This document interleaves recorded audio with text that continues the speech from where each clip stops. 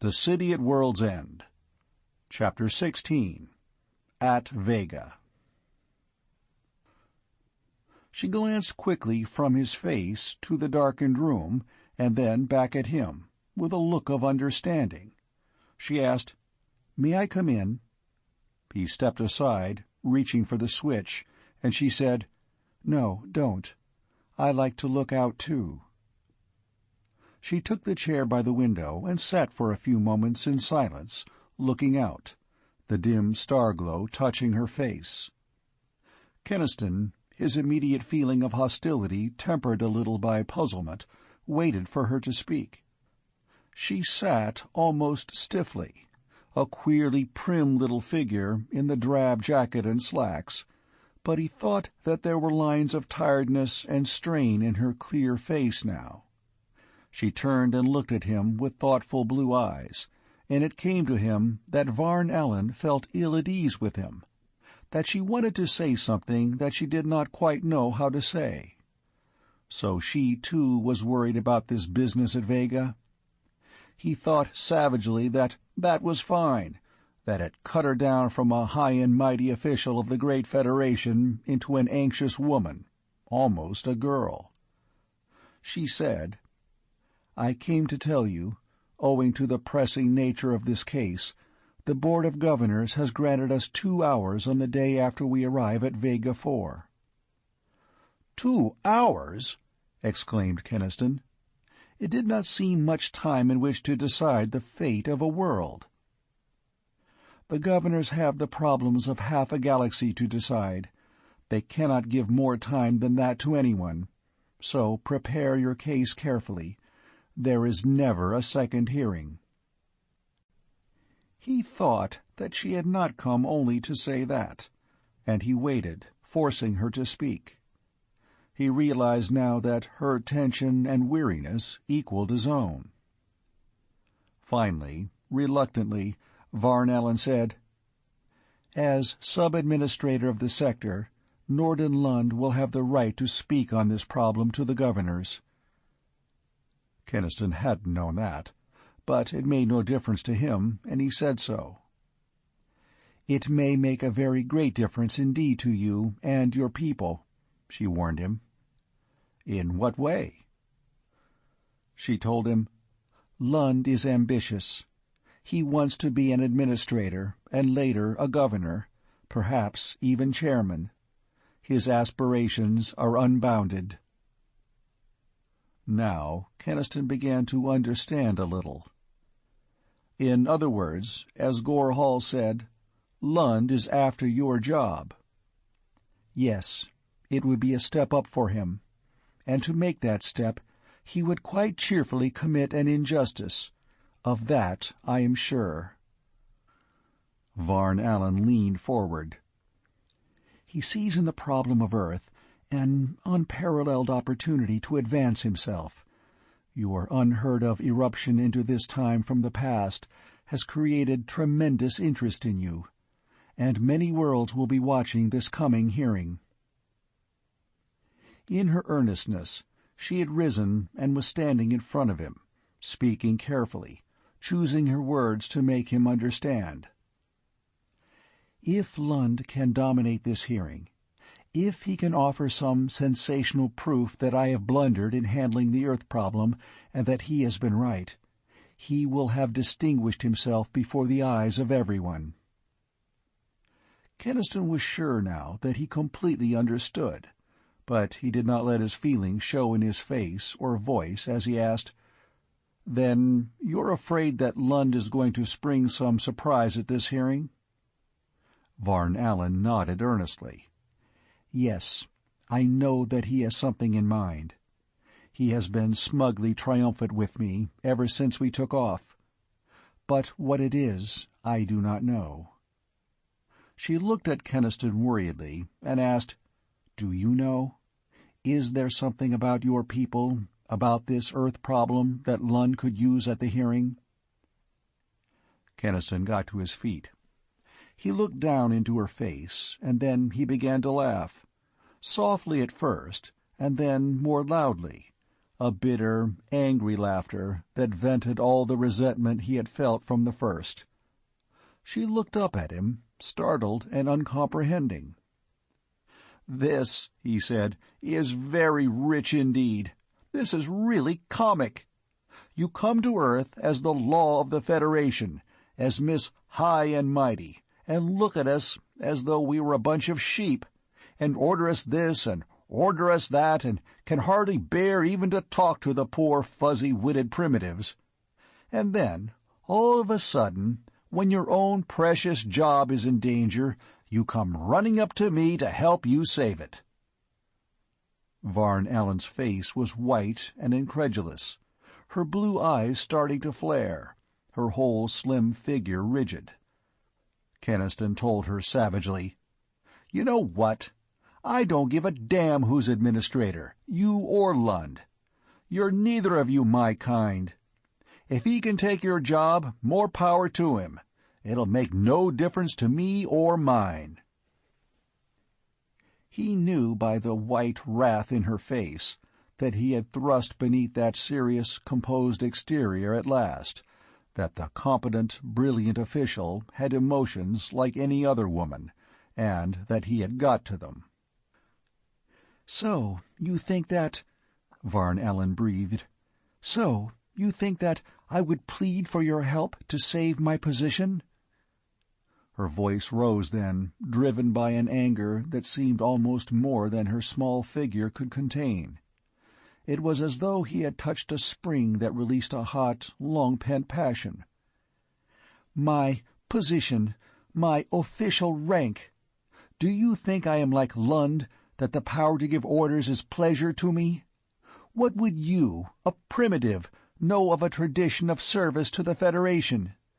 Do you suppose I wanted to follow that family tradition, that I enjoyed the years of study when other girls were dancing, that my idea of a happy life is to spend it in starship cabins and on unfriendly worlds?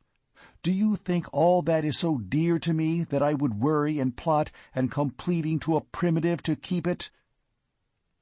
She choked on her own indignation and turned toward the door. Keniston, startled by that violent outburst, obeyed a sudden impulse and caught her arm. "Wait. Don't go. She looked up at him with blazing eyes and said, "Let me go, or I'll call an orderly." Keniston did not release her. He said awkwardly, "No, wait. I was out of line. I'm sorry." He was.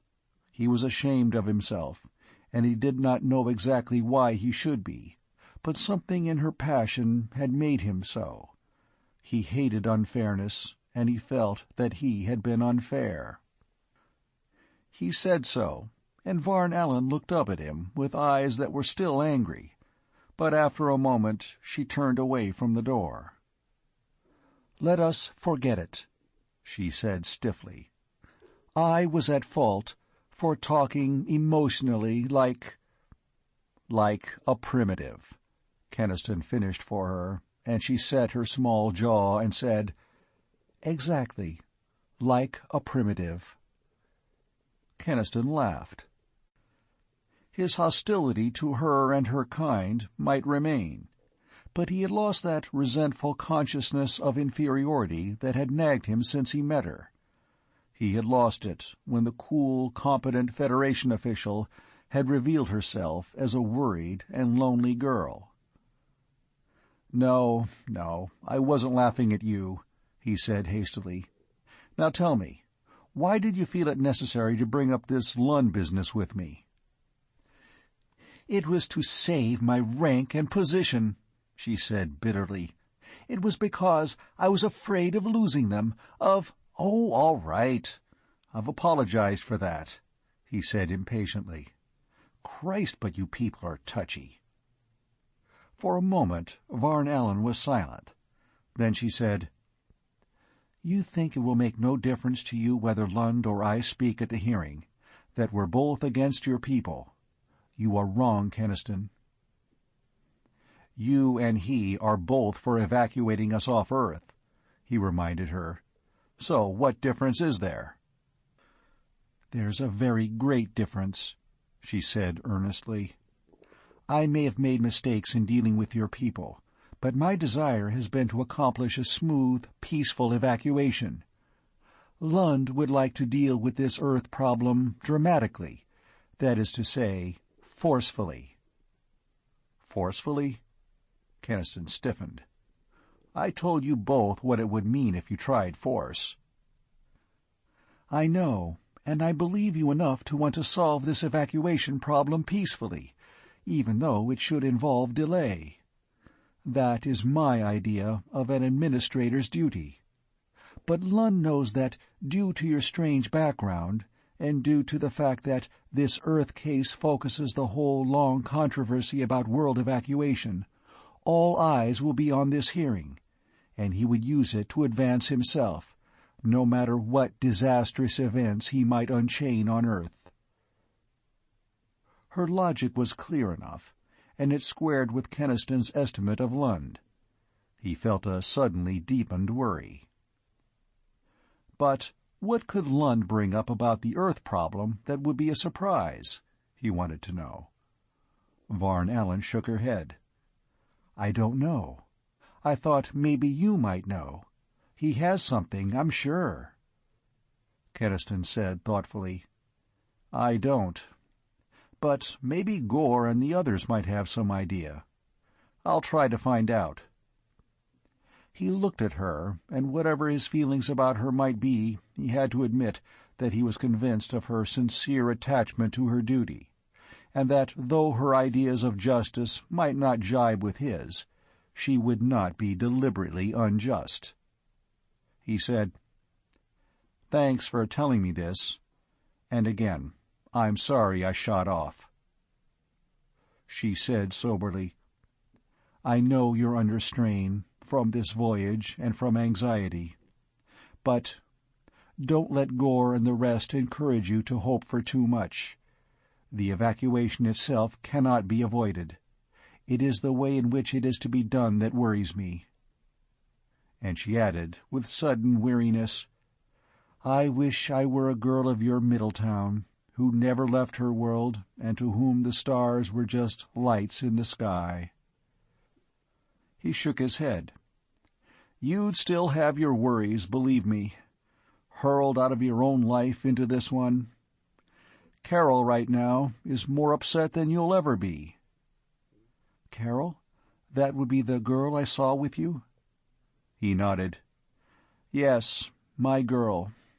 She was raised in that old town of ours, school and picnics and parties and what hat to wear, and then suddenly, bang, she's here in this crazy future, and may not even be allowed to stay on Earth."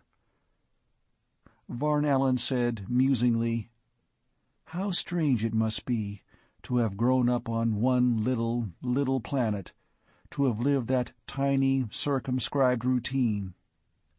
In a way, I envy her, and I'm sorry for her." She turned to go, and Keniston held out his hand. "No hard feelings, then?" She was for a moment completely puzzled by his gesture, then understood and smiled, and laid her hand awkwardly in his. But she took it away hastily and went out. Keniston stared after her. Well, I'll be damned if she isn't afraid of men. His resentful hostility to her was gone, and while he knew she would be in there pitching against him on this evacuation that she thought so necessary, it did not worry him like the matter of Norden Lund. The more he thought about Lund, the more he worried.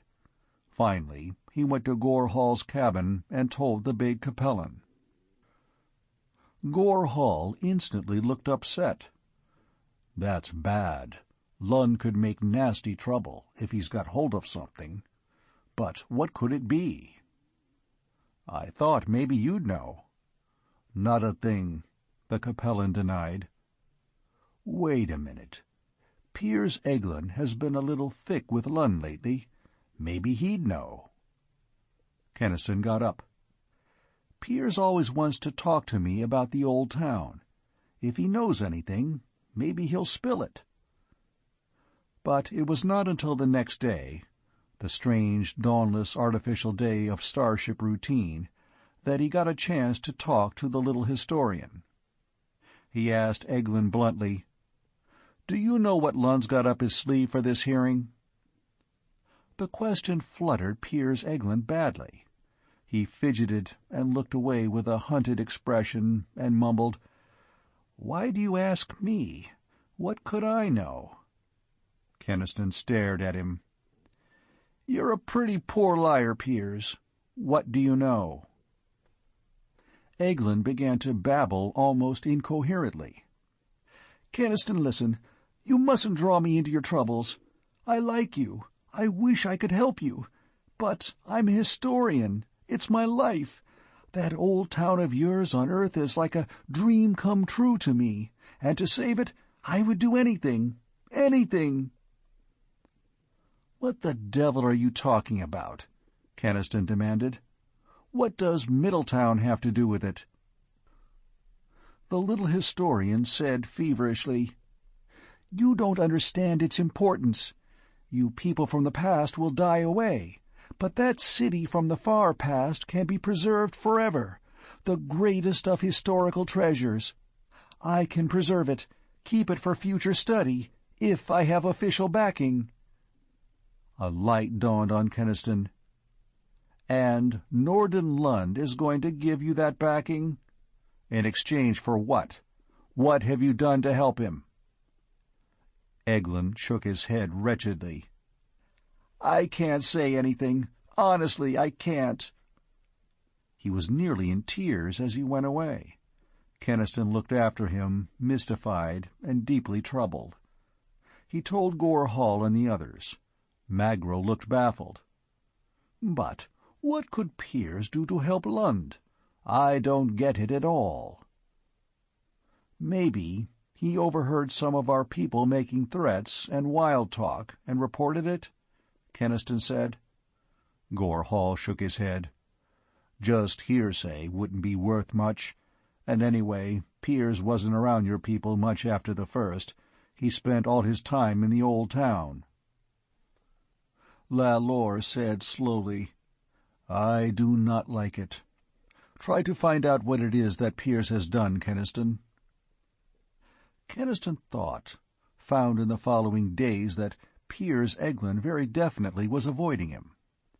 He did not even see the little historian again until they made their landing on Vega 4. He had sat for hours that day in the bridge room of the Thanos, looking with unbelieving wonderment at the alien solar system shaping itself out of the void, the spinning planets sweeping in majestic curves through the brilliant circle of Vega's light. The ship was sweeping in toward the fourth planet. Keniston saw the cloudy globe leap up to meet them, and again he felt the magically tempered pressure. As they hummed downward, he was stricken with a vertiginous fear that they were going to crash. He glimpsed a vast landscape whose dominant colors were quite unearthly. Cruel, lofty mountains of purple-black rock rose grandly beyond broad blue plains. Then the rushing ship swept over a great expanse of vivid yellow, a golden ocean that flashed back Vega's brilliance blindingly. And then a city, a white, towering continent of a city that, even viewed from the stratosphere, was enough to take Keniston's breath away. There was a huge starship port near it, and the Thanos was dropping smoothly through tangled shipping traffic toward it, making worldfall in its waiting dock with the softest of jars. Vega 4. He was here, and he could not believe it, not even now. Gore Hall unfastened his straps. The Capellan was almost as tense as Keniston himself. "John Arnall should be here waiting for us," he said rapidly. "His workshop is on the other side of this planet. Come along, Keniston." John Arnall? Keniston had almost forgotten about him, in the grip of this strange arrival.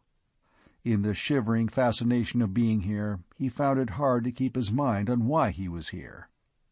He went down with Gore Hall to the big vestibule inside the entrance port. The lock was open, and strange blue sunlight struck the metal floor. Strange air, laden with faintly alien scents, drifted to his nostrils. Lund and Varn Allen were there, and the woman said to him, "Your quarters will be in the government center. I can take you there." Gore Hall, looking out at a dark, lean man who was hurrying across the concrete apron toward the Thanos, said hastily, "No, you needn't bother. We'll take Keniston along to his quarters." The lean, dark man was coming up the stairs to the lock. He was perhaps 10 years older than Keniston, with a worn face and the eyes of a dreamer, and the unsteady hands of a man who was laboring under great excitement. Varn Allen's eyes rested on him, and she said, "I see. John Arnall. I thought that's what you had in mind. But it won't succeed, Gore." "Maybe it will this time," rumbled the Capellan. Norden Lund, looking at Arnall as he entered, laughed, and then, without saying anything, went out. Varn Allen looked as though she were going to speak to Keniston, but didn't. She said, "Then you are responsible for his appearance tomorrow, Gore," and she left. Keniston, looking after her, wished she had not spoken, and he wished that Lund had not laughed quite so smugly. He was worried enough as it was. Arnall had reached them and was greeting Lalor as an old friend, smiling at Magro and Gore Hall. His smile, his movements, were quick and sharp, and only half-finished, as though the tense nerves of the body were acting independently of the brain. "I think we've got a chance this time, Lalor," he said eagerly. "By God, I think we do. This Earth business may be just what we've waited for, the chance to ram the Arnall process down their throats whether they like it or not. It's a lucky break." Gore Hall told him, "This is Keniston of Earth." John Arnall looked a little ashamed as he turned to Keniston. "I'm sorry if I sounded selfish. I know you've got your own terrible problem. But if you knew how long I've sweated and waited and hoped. I'm a scientist. Nothing else is important to me, and I've seen my whole life's work and achievement held back by politics." Gore Hall interrupted. "Now listen, this is no place to talk. Let's get on to the government center. We can talk in Keniston's quarters, and we've got plenty of planning to do before tomorrow."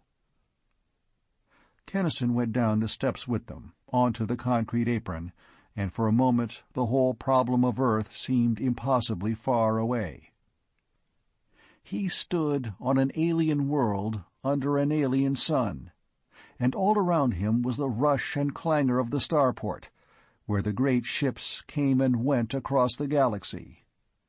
Somehow, here, more than in space, he caught the reality of that incredible commerce that plied between the farthest suns, that knew the shining trails among the nebulae and the deadly currents of the star drifts, and of the infinite number of ports on infinite nameless worlds. Something in him rose up in mingled awe and pride, remembering that men of Earth had first voyaged across the unknown seas to the star-fringed shores of the universe.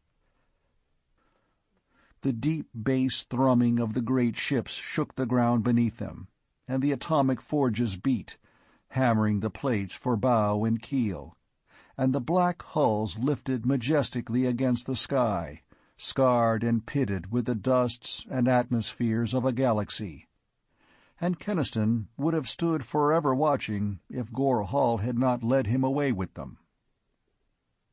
John Arnall had a car waiting, a car that bore small relation to the ones that Keniston had known, except that it went along the ground. It was sleek and low, and he knew that it must be very swift, but speed seemed to be controlled along the incredible network of ramps and roads and flying bridges that spanned the city. They went fast, but not so fast that he could not see, He looked at this city, splendid in the light of setting Vega, and he felt like an ignorant barbarian come down from the hills to Babylon. It was more a nation than a city, too huge and awesome to comprehend. Already the dusk was gathering in its deep ways, soft lights were glowing forth, and the traffic and the crowd flowed there in murmuring rivers. And along such a river sped their car, the others so little impressed that they were talking eagerly still of the morrow, of the hearing, of the great chance. Keniston looked at the thronged and glowing streets, the strange thousands who went its ways, and it was borne in upon him with crushing impact that this was the center of the galaxy, the capital of 1,000,000 worlds. Man and woman and humanoid, silken clothing and furry hides and backs humped with wings, voices human and non-human, alien music that jarred his nerves, throb of hidden machines, and over all the deep humming from the sky that told of more and more starships dropping down through the deepening dusk. As though from a remote distance he heard Gore Hall speaking to him, pointing ahead toward a range of Titan buildings that rose like white Cordilleras, their tops raking the sky. It came to his numbed mind presently that this was Government Center, the place to which they were bound, the place where he must presently stand up alone and speak for faraway Earth to the strangers of the stars. End of chapter 16.